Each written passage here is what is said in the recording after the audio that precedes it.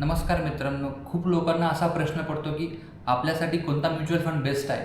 आपण कोणता फंड घेतला की आपल्याला खूप जास्त रिटर्न भेटतील.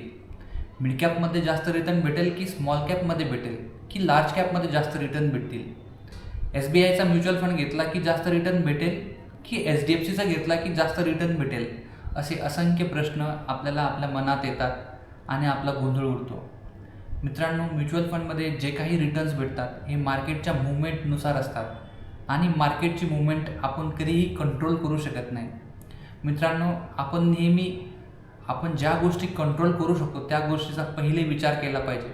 मग इन्व्हेस्टमेंट करताना आपण कोणकोणत्या गोष्टी कंट्रोल करू शकतो, तर इन्व्हेस्टमेंट करताना आपण आपली इन्व्हेस्टमेंट किती जास्त काळ होल्ड करू शकतो व त्यासाठी आपण काय प्लॅनिंग आणि स्ट्रॅटेजी करू शकतो याचा आपण विचार केला पाहिजे.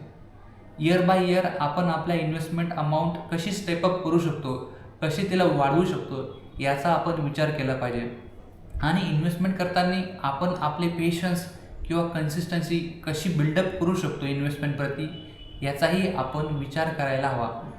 एक कोणताही डायव्हर्सिफाईड जर आपण फंड घेतला आणि त्यामध्ये पेशन्स आणि कन्सिस्टन्सी जर ठेवली तर आपल्याला खूप चांगल्या पद्धतीचे रिटर्न्स भेटू शकतात. म्हणूनच आपण नेहमी आपल्या कंट्रोलमध्ये कोणते फॅक्टर्स आहे याचा विचार करायला हवा.